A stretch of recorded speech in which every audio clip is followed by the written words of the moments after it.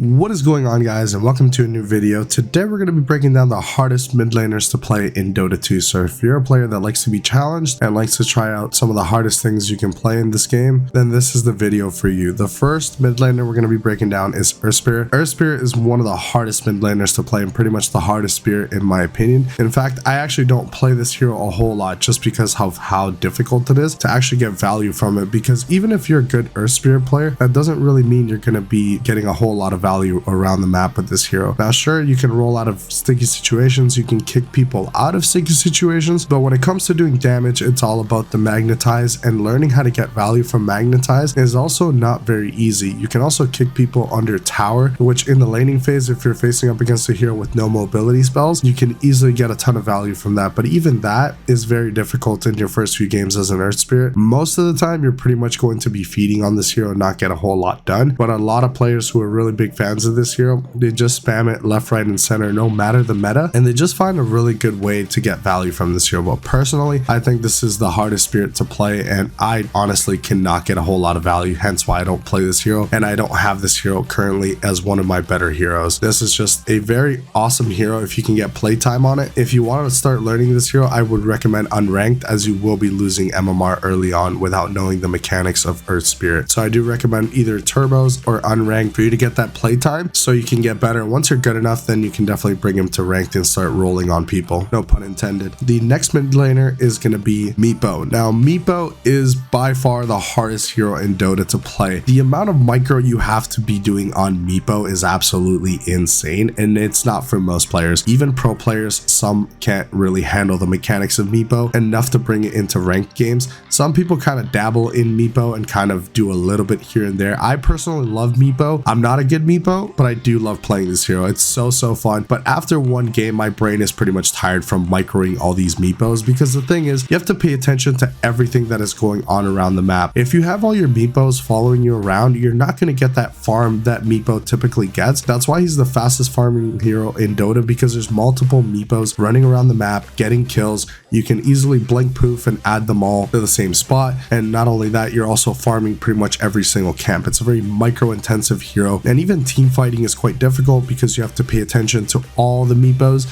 because if one dies, you all die. Now, it has been getting much easier to play in the recent years thanks to Dig, which kind of gets you a lot of HP back and it kind of makes you invulnerable. So that also helps quite a bit. The Mega Meepo was a huge addition, which also makes Meepo a lot easier to play, because even if you're not good at micro and you're not getting a ton of farm, you pick up that Aghanim Scepter and you're able to get a bunch of kills or even sustain, which is a really big deal. And you can also merge all the Meepos together. If one of them is about to die, you can easily merge them together within that AoE and start getting some really nice value, which back in the day was never a thing. And landing nets can be easy if you practice it enough, but even that, blink poofing in itself is very difficult to do. It takes quite a few games to play. But if you're a natural player that likes to micro very intensively and can do a lot of multitasking, this is definitely the hero for you, because you're not going to be struggling as hard. But if you're a player who can't even handle illusion heroes, I definitely wouldn't even try to play Meepo, because he is pretty much the king of micro and can definitely take your brain for a twist. Personally, I love playing this hero in unranked because I'm not good enough to bring this hero to ranked. I will be getting my ass kicked left, right, and center. But it is a hero I feel like is really good to have in your arsenal, because you will be climbing MMR, especially the lower MMR you go. People don't know how to deal with Meepo, and if you're a Meepo spammer and you get the hang of it, you're going to be getting so many more games, and people are going to start thinking you're a smurf, because this is the smurf hero. If someone is smurfing and they're picking Meepo, they're more likely than not to win. He's pretty much a one-man army and can do pretty much everything on the map, even if his team is absolutely useless. But you have to be a really good Meepo player to be able to pull that off, because his timings are pretty much the key. You are not a really good late game hero, so that is why you farm heavily in the early game, get a few pickoffs here and there, but mostly you're farming, and once you hit your timings, you're pretty much unstoppable, and that's one of the biggest strengths about Meepo. The next hero we're going to be taking a look at is Invoker. Now, if you guys can tell, I'm a big Invoker fan. Is my most played hero by far, and it's pretty much the channel mascot. I'm a really big fan of Invoker, and I think he's always been one of the hardest hardest heroes to play. Now there's different styles to Invoker. Quas Wex is much easier because you're playing around Tornado and EMP and Cold Snap. That style is much